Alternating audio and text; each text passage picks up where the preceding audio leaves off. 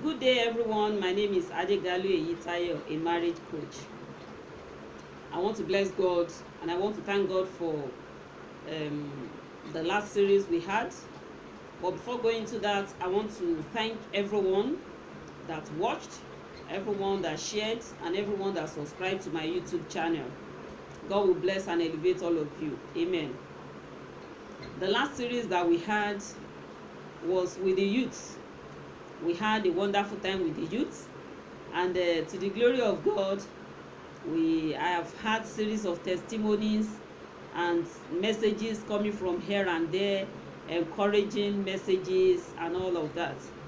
I want to say thank you to all of you. I want to appreciate you, and I want to say you will never go down. Amen. In that series, we talked about some things that are not to be considered critically when going into marriage. And part of the things we mentioned that day are family pressure, friends influence, achievement, beauty, money, and pity. And like I said, those things are good. They are very, very good. But they are not supposed to top our priority list when searching for who to marry or when considering going into marriage. There are some other fundamental things which I promise to bring to you in this series, and I'm very sure we are going to be having a very wonderful time again. And for everyone that have missed that first series, you can get it on my YouTube channel at Eyitayo Global. God bless you as you do that. Now today we want to talk about the things that need to be considered critically when going into marriage or when considering choosing a life partner. And number one thing is your spiritual maturity. When I'm talking about spiritual maturity, I'm talking about your relationship with God. How is your relationship with God? Do you know God? Does he know you? Does he recognize you? Do you recognize his voice? Has he been leading you? Has he been guiding you? These are things you need to consider. In fact, this is the number one, the most fundamental thing that needs to be considered in marriage. If every other thing is in place and God is not involved, such marriage may not succeed. But if God is involved, he can put every other thing in its place. So, how is your relationship with God? For you to go into marriage and for you to even decide on who to choose, you need to carry God along. You must let God be involved. He is the initiator of marriage. He knows the end of everything from the beginning. He wants the best for your marriage. But he can't do, there's some things there's nothing God cannot do. But there are some things he will not do if he's not involved. Please involve him. And how can you involve him if you don't know him? If you don't have a cordial relationship with him? So you need a cordial relationship with God. You need to move close to him. You need to know him. You need to serve him. You need to keep praying to him. You need to keep reading his words so that you will know about him and you will know how to hear from him. And also, your partner that you are considering, that you want to marry, how is his or her relationship with God? Does he know God? Does God know him? How is the relationship with God? Because when other things fail, it is God that will not fail. And let me be factual with you. There are some junctions you get to in marriage. You want to look back and take some stupid decisions. But when you remember God, at that point you may not even remember your spouse. At that point your spouse might have hurt you so deep that you don't even want to consider him again. But when you remember God, and you remember that God says you should not do it, or God is not leading you to do it, you will just have to retrace your step. At that point, you are not considering beauty, you are not considering money, you are not considering family, background, or whatever. The only thing that comes to your mind at that particular time is God. And besides, whenever any storm or crisis arises in the marriage, it is this same God that will help you to resolve it. But how can you call him when he's not even in the boat already? For you to call unto God to help you sort out some things in marriage, that means you must have carried him along from the beginning. So your relationship with God must be intact. The relationship between God and your spouse to be must also be intact. That is the most important, the most fundamental thing when considering to go into marriage. The number 2 thing I'm going to be talking about is defining your purpose. Defining your purpose. What is the purpose why God has sent you into the world? What is the purpose which God is asking you to get married to that person? For everything there is a purpose. But when the purpose is not known, then abuse is inevitable. You see so many people living a useless and reckless life in the world because they don't really know the reason why they are in the world.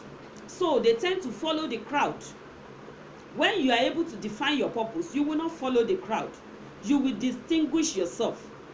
You will do things separately, and you will be able to fulfill your purpose. Likewise in marriage, if you don't know the reason why you are going into marriage, you might end up in that marriage and mess things up. So you must know the reason, the purpose of going into marriage and your purpose of coming into the world. And also your spouse must be able to define that. If both of you can do this, you'll be able to come together, sit on a round table and table everything. You'll be able to talk about it and see if your vision will be able to work, if your vision will be able to go along truly and smoothly. It doesn't necessarily have to be that both of you are in the same vocation, but your visions and life ambition must be able to go along well. That is what we call compatibility. Your vision must be compatible. You must be able to complement each other. Your vision must complement that of your spouse, and his or her own must complement your own. But if you don't even know the vision, how do you know if it is going to complement each other or not? So you must know your vision, that is your life ambition and your purpose of going to marriage, and your spouse to be must also know the same thing. That is number 2. Number 3 is the physical maturity. Marriage is not for babies. Marriage is not for kids. Marriage is for adults. At least somebody that has a physical capability. Marriage requires a lot of energy and strength. For a woman to get pregnant, she needs strength. For her to deliver and take care of the baby, she needs strength. For a man to go up and down to make sure she is able to prepare for the provide for the family, he needs strength too. So strength is needed. Physical ability is needed in marriage. That is why it is not for babies, because they don't have that strength. They don't have that capability. So for you to go into marriage, it must not be with a kid. It must not be with a kid. It must be with somebody who is physically fit. Then number 4 is the social maturity. Social maturity in the sense that when you get married to your husband, you will have to deal with a lot of people. When you get married to your wife, you will have to deal with a lot of people. Their family will come around, their friends, their co-workers sometimes, and relatives will come around. You need to know how to relate with them. You need to know how to associate. You need to know how to entertain them. You need to have the ability to accommodate, and you need to be hospitable. These things are needed in marriage. So you need to be socially mature before you think of going into marriage. Then financial maturity. I said it in the last series that it is not supposed to top our priority list. Yes, it is not supposed to top our priority list, but it must be considered. Both of you must have something doing. The reason why I said it must not top our priority list is because so many people, so many girls, so many ladies out there will say, if he's not rich, I cannot marry him. If he's not using Bentley, I cannot marry him. If he's not living in a mansion, I cannot marry him. That is not to be considered. That is not a good reason for staying off a man. But as much as I say that is not a good reason enough, that doesn't mean that both of you should not have something doing. Even if it is not big at the beginning, you should be engaged. You should be engaged. You should have something doing. Don't rely on your spouse because your husband is earning big money, or because your wife is earning big money, you decide to stay off work. No, it is not supposed to be. Both of you must have some. As long as you are healthy, both of you must have something doing. Don't rely on the wealth of your family. Don't rely on the wealth of your father. No. If your father is rich, let him establish you. If your husband is rich, let him establish you. I used to tell my children, I don't want to hear both my physical and my spiritual children. I used to tell them, I don't want to hear a story of my husband said I should not work. You now want to go and become a full housewife. To me, that is stupidity. If your husband is so wealthy, then let him establish you. Let him just build a warehouse for you and stock it with goods. You sit down and count money. It gives self-respect, and it is prestigious for you to dip your hands inside your pocket or inside your purse and bring out something. So make sure you have something doing. And the next thing I want to talk about is emotional maturity. Some people are not mature emotionally. When they see joy, they overdo it. When they see pains, they overdo it. When they see anger, they overdo it. So you need to be able to put your emotion under check. You need to be able to check your emotion. You need to be able to control your emotion, and don't allow your emotion to override you. So many things will happen in marriage. There will be good news, and at the same time there may be sorrowful news. You must be able to control yourself.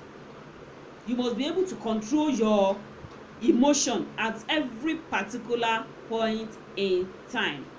And if you are not able to do it presently, you need to start learning how to control your emotion. You need to be emotionally mature before you go into marriage, and the person you're also getting married to must be emotionally mature. The last thing I'm going to be talking about in this series is timing. Timing is very important. There is time for everything.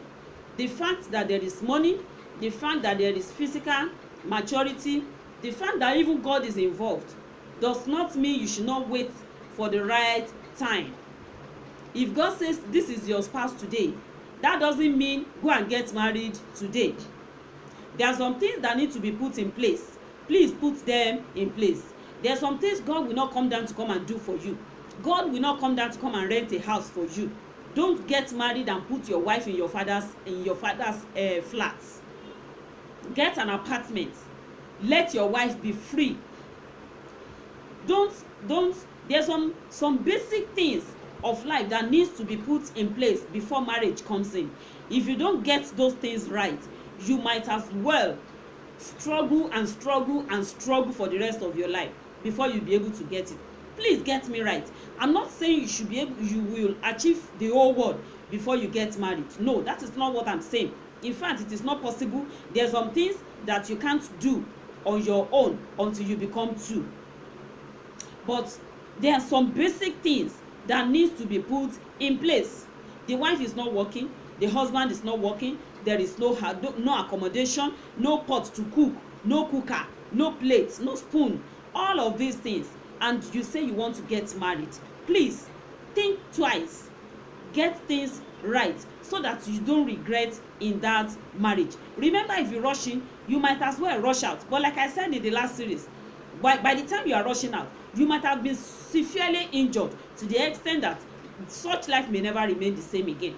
So please consider all these fundamental things before you venture, or before you go into that marriage, or before you decide to marry that person.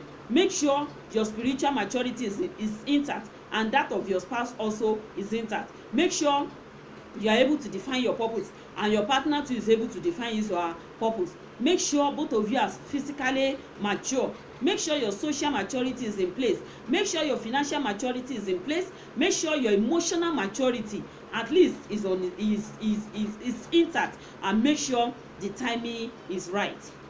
If you can do all these once, then you can be sure that with God on your side, you are going to have a very beautiful and a happy marriage. Please consider all these things. For a marriage to be a peaceful and a happy family, it needs a lot of thinking, a lot of work, a lot of sacrifice, and these are the things that needs to be considered. If you are in God, if you have God and God knows you, then he will be able to lead and guide you. Please don't put God at the background. Don't put God at the back when you are taking decision. Don't put God at the back whenever you have to do anything, even before marriage, or even to those that are married. Don't put God at the back. Involve him, carry him along in everything you want to do in the marriage, and you can be sure that when he's there with you, he will not allow the boat of that marriage to capsize. This is where we are going to end it today, till I come your way again next time. Please stay safe, and please share and subscribe to my YouTube channel. Please share this video to your children, to your neighbors, to everyone. Let them watch it, let them learn one or two things from it, and let all glory be returned back to God. Till I come your way again next time, please stay safe and keep fit. God bless you. Amen.